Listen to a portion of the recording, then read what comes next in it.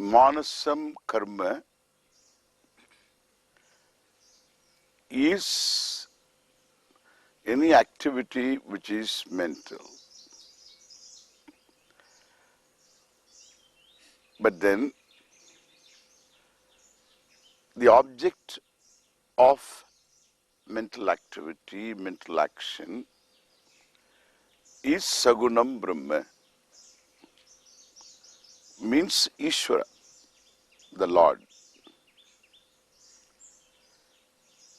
Then it becomes meditation, dhanam. This is the classical definition. Saguna Brahma Vishaya Manasa Vyaparaha.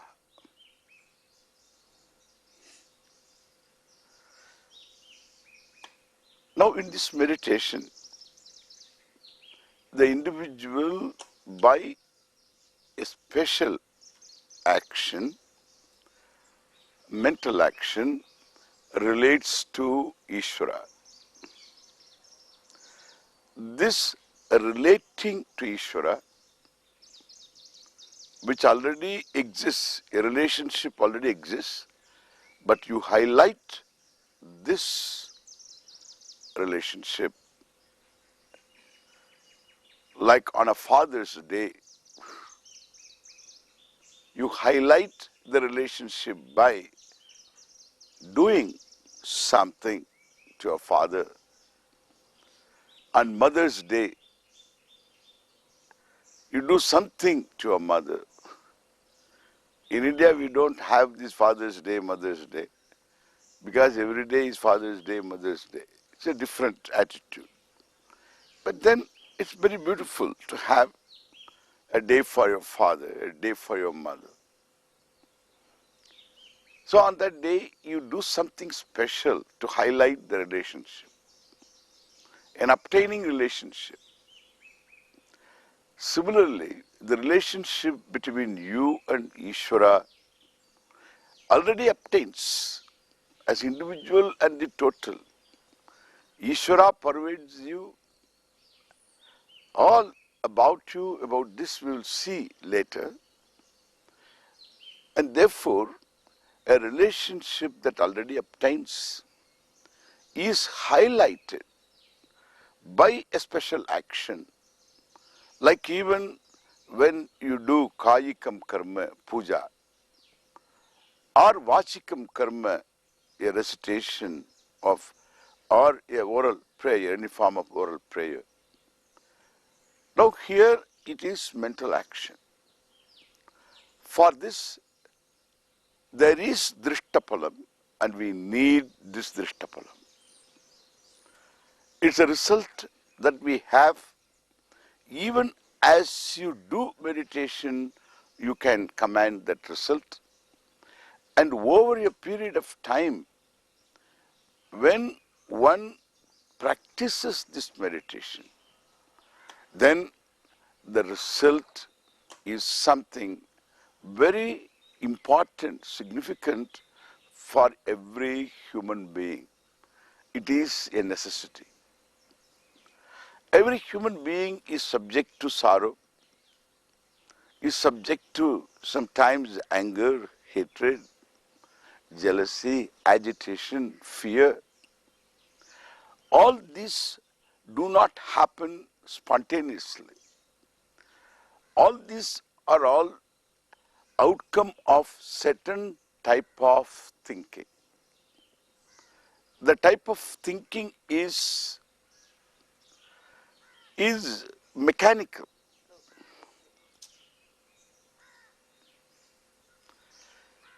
This mechanical thinking is not repetition. When I repeat something which is just a chant, like Om Namah Shivaya, Om Namo Narayanaya. It is not mechanical. Why I say this? Because some very, very highly respected person calls this kind of mental japa, repetition, as mechanical. Therefore, I need to explain this very clearly. It is not mechanical in as much as there is no mechanical connection from one thought to another thought. When I see a car, the car happens to be a Toyota, then I think of Japan, then I think of atom bomb, then I think of destruction, then I think of terrorism, then I think of theologies. All these I think of. I can become angry, I can become sad because I feel helpless. Humanity can live definitely in a better way, in a much more pleasant way. We can help each other, we can accept each other, we can grant freedom for others to follow what they follow, what they believe, and thus we can live an enlightened life of harmony. And we miss this for want of certain guidance, proper guidance on the part of people who are supposed to lead people in the field of religion, in the field of politics. They are supposed to lead us. And I wish they are much more enlightened. All this talk, do you know, is due to what? A Toyota. This is how my mind thinks, everybody's mind thinks. You see something, and that object can, by association, lead you to something else. That can lead you to something else. And thus you create a pattern of thought process over which you have no gear whatsoever. This losing gear over the ways of thinking is called mechanical thinking. I want to break this thinking process, at least to a great extent, to small extent in the beginning, to a great extent later by practice. For this, I deliberately give my mind an occupation. So this occupation is what is called japa.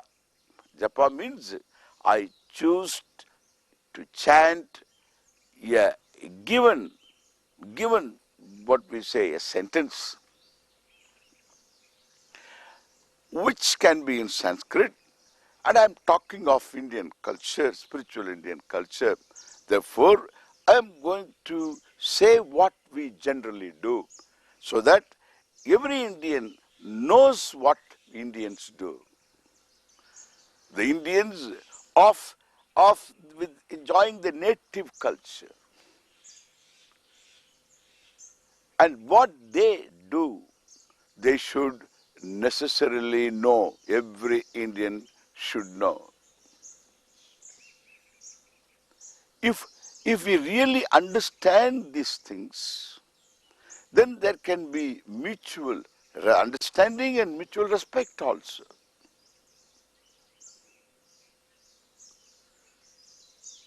Because there is no demonic action involved, no devilish action involved. It's all deliberate form of prayer where the will is totally free. And mental prayer is also efficacious, and especially for drishtapalam, to break this mechanical thinking, which leads me to sorrow, which leads me always to a state of despair. And at least if I can catch myself somewhere, I don't allow myself to be taken for a ride.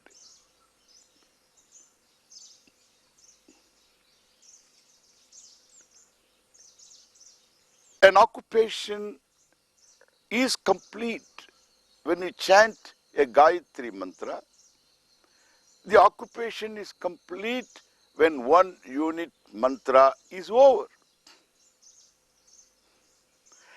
And the successive occupation is not any different from the previous. When it is not any different from the previous, there is no connection between the previous and the successive one.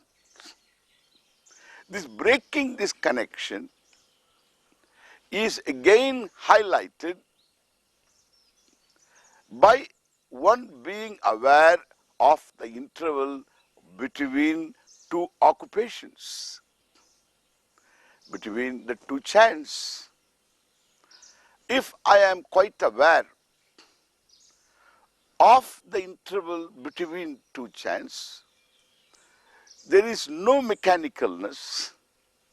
In fact, this is a technique to destroy mechanicalness. This itself is not mechanical, as someone happened to say.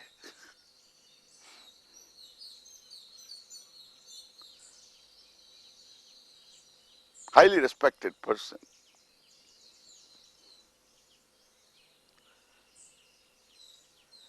And therefore, it's important for us to understand what I do when I meditate. So looking here, looking there is beneficial. Watching this, watching that is beneficial. We make use of all this. But what is meditation is classically defined as one that you mentally relate to the Lord, either by doing an elaborate puja and following it with what we say a chant.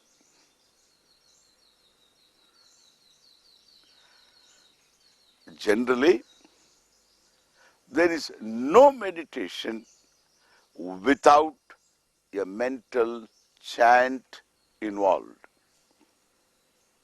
It's amazing.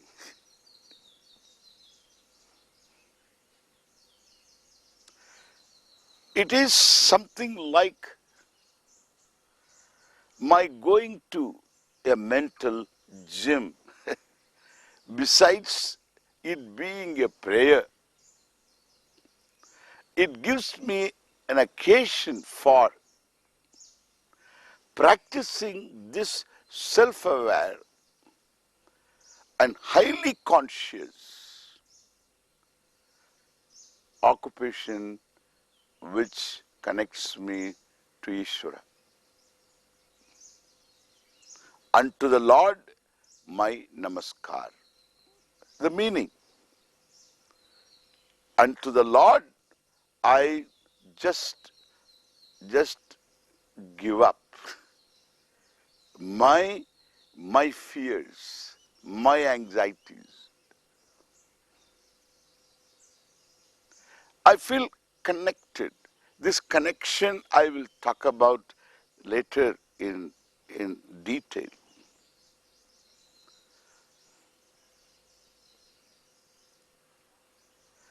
And therefore, so this meaning is very important.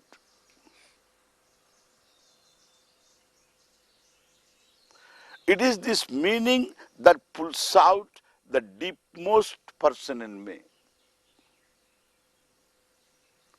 How we are going to see later.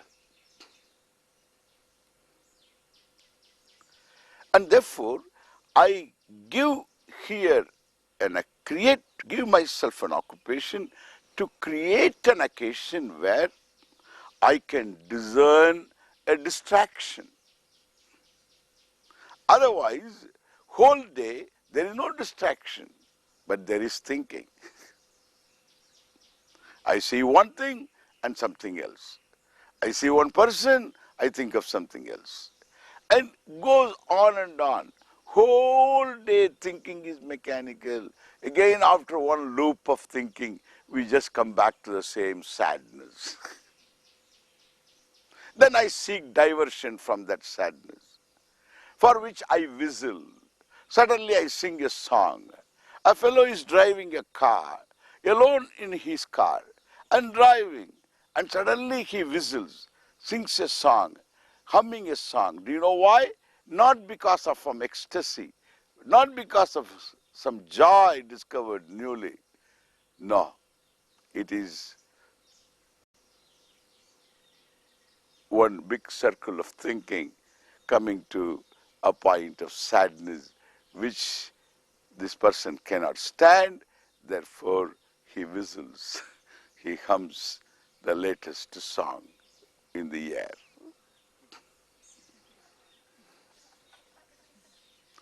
To divert himself, herself. This goes on and on.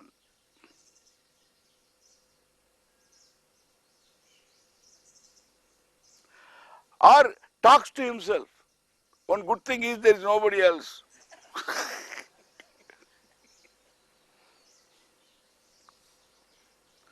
Because even when somebody else is there, he talks to himself sometimes.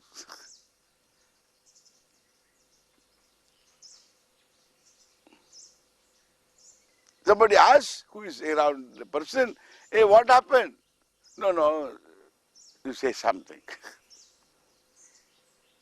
All due to this circular thinking. From sadness one loop and come back. Whole day it is like this. This is mechanical. Even Om Namah Shivaya is not going to be any different. I don't want it to be different.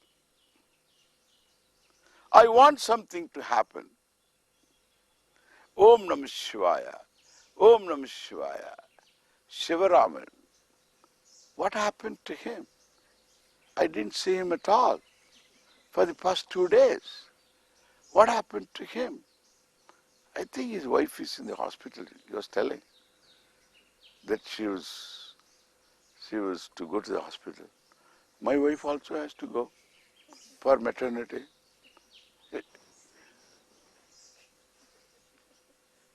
This is all right. This thinking is all right. Nothing wrong. But not now, because I have given myself an occupation which is to repeat Om Namah Shivaya. Therefore, Shivaraman is a distraction. Therefore, I will come back to Om Namah Shivaya. Where is the guarantee? Yes, there is no guarantee, but we can make use of some of the advantages we are endowed with, some capacities we are endowed with. And there is a capacity. And the capacity is to bring to our attention an auto-suggestion. You suggest to yourself that you should have a meeting with somebody at 5 p.m. Thus, you suggest to yourself 10 o'clock in the morning. At 4:30 you are reminded, then at 5 you meet the person. Thus, we can keep appointments for months ahead. You can have appointments. Still hold it in your mind. This is how we fulfill appointments not by doing japa.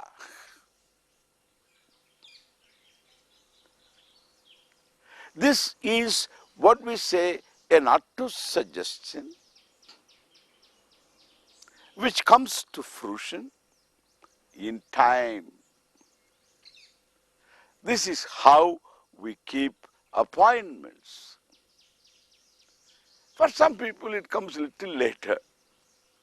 That's why generally they are late.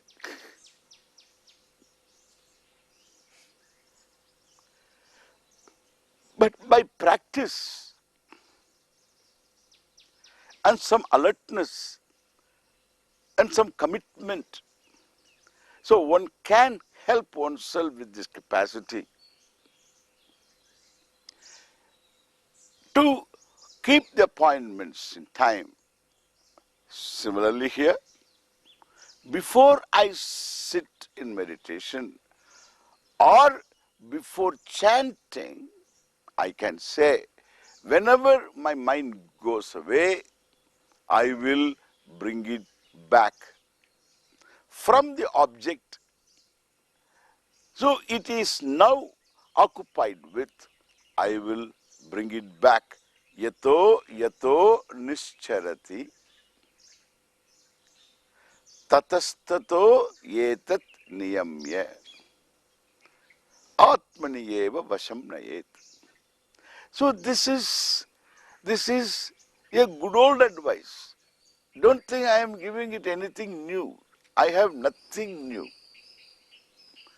I'm just sharing with you what I have understood from my spiritual culture, the spiritual culture of India. Whenever the mind moves away, bring it back from the object it is occupied with now before further going away, and for which I require to have an auto-suggestion. Whenever my mind moves away, I will bring it back. When it moves away, I bring it back. Move it will. That is the nature of the mind. Chanchalam hi manaha. Don't complain, my mind doesn't stay. If it stays, you can't have a mind. It doesn't stay, that is called mind. Every thought is kshanika. It is momentary. It will go away. But your attempt is to bring it back. That is the abhyasa. That is the gym that you are now in. So when you bring it back, you learn how to have a gear, hold the gear over the ways of your thinking. The mechanicalness soon disappears. To think that it will disappear one day is a pipe dream. It will never. You can have another birth. Fortunately, if you are a human being, you will have the same problem.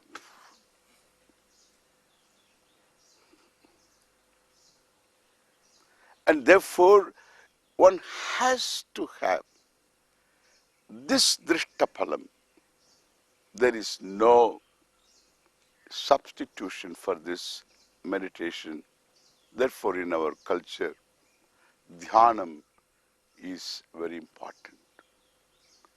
We will see the relationship between an individual and Ishvara much more next time. Thank you.